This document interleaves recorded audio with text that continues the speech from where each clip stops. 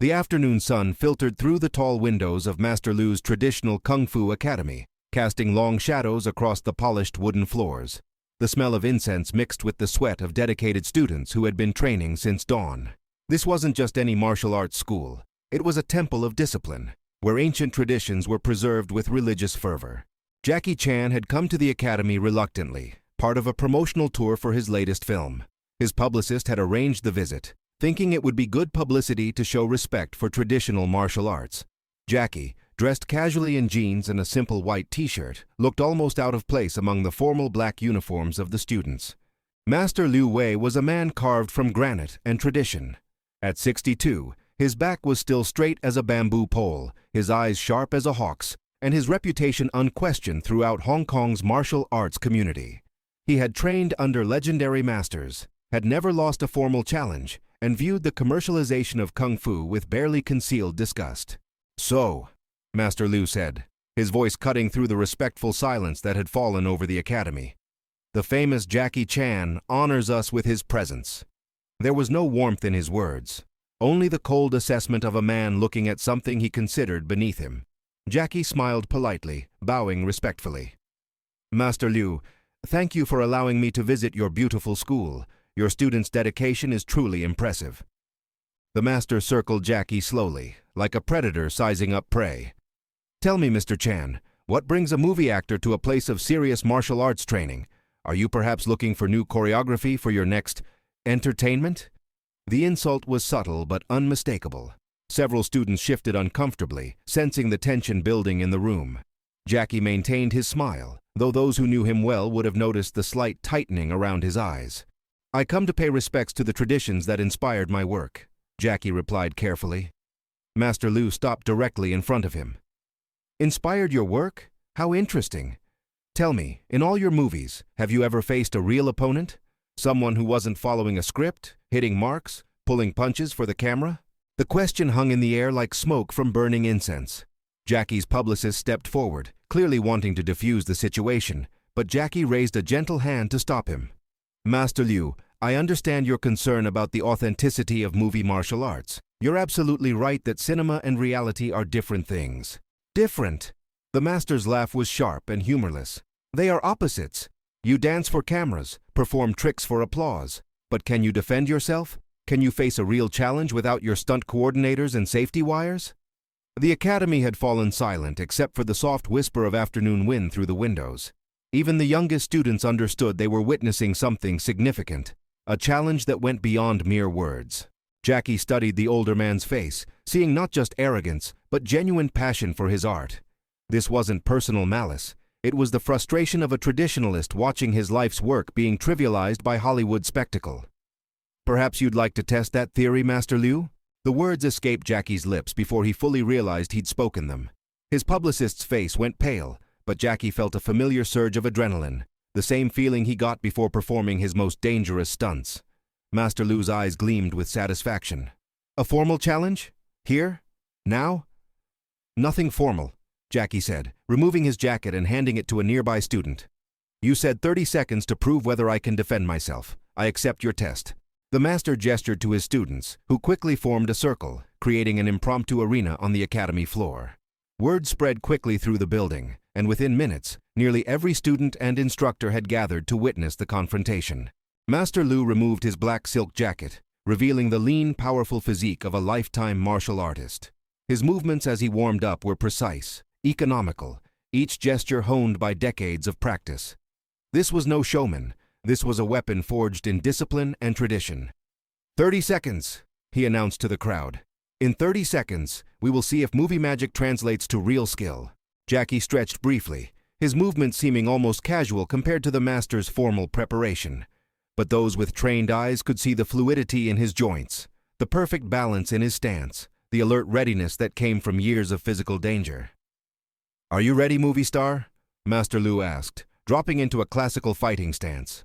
Jackie nodded, settling into a relaxed position that seemed almost vulnerable, weight slightly back, hands at his sides, a small smile still playing at the corners of his mouth. The academy held its breath.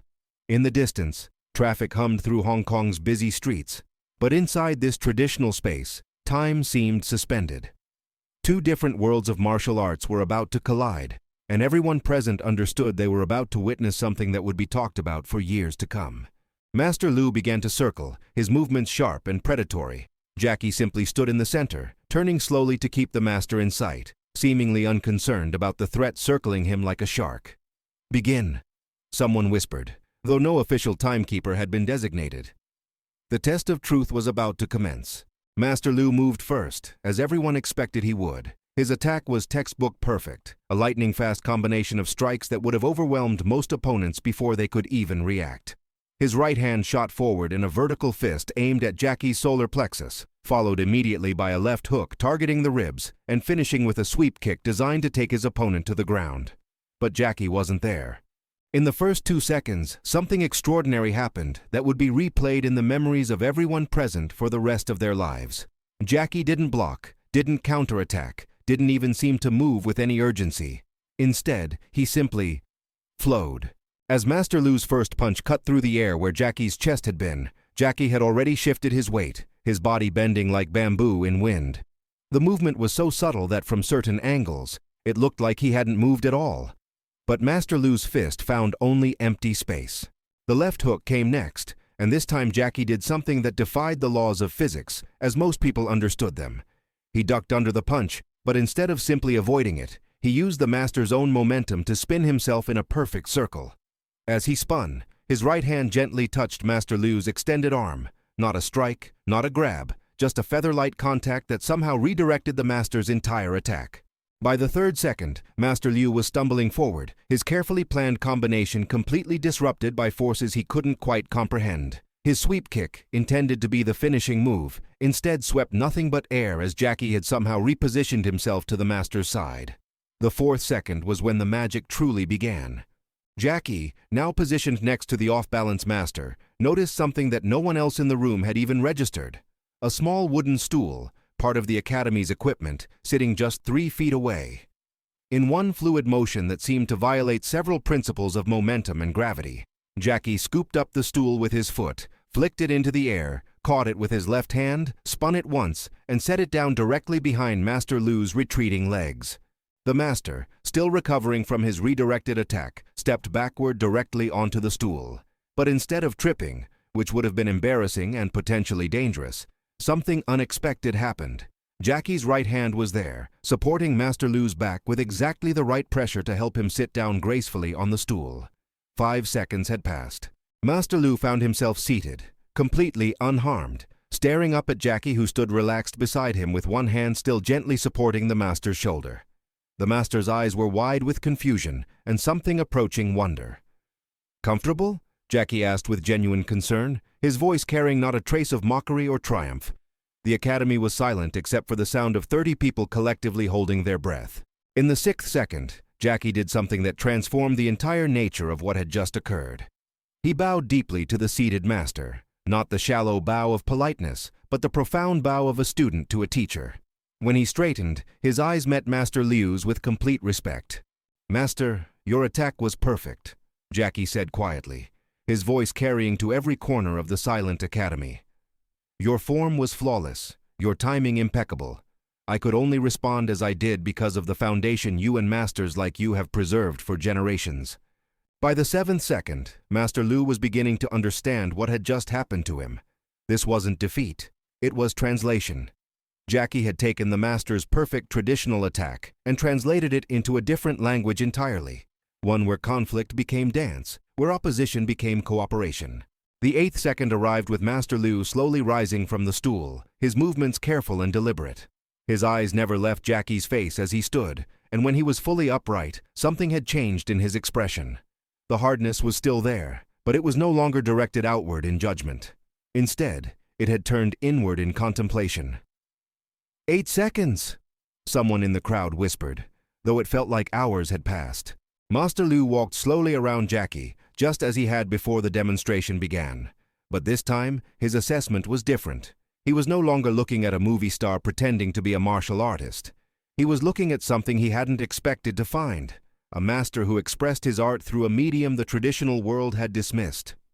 "You didn't fight me," Master Lu said, his voice thoughtful. "No, master.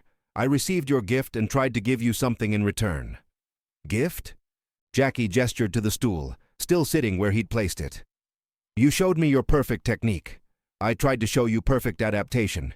In movies, we call it yes and we take what our partner gives us and build on it rather than opposing it." Master Liu stared at the stool for a long moment, then looked back at Jackie. "In 8 seconds, you turned my attack into a chair. In 8 seconds, you reminded me why I fell in love with martial arts in the first place." The master extended his hand, and Jackie took it without hesitation. "Perhaps," Master Liu said quietly, "there are many ways to honor the ancient arts." The aftermath of those 8 seconds rippled through the academy like stones dropped in still water. Students who had witnessed the demonstration would spend years trying to understand exactly what they had seen, and many would eventually develop their own martial arts philosophy based on Jackie's principle of yes and rather than no, but. Master Liu invited Jackie to stay for tea, a gesture that surprised everyone present. As they sat in the master's private study, surrounded by ancient weapons and scrolls containing centuries of martial wisdom, the two men found themselves engaged in a conversation that neither had expected. "I owe you an apology," Master Liu said, pouring jasmine tea into delicate porcelain cups. "I saw only what I wanted to see, an actor playing at martial arts. I didn't see the artist." Jackie accepted the tea with both hands, showing proper respect.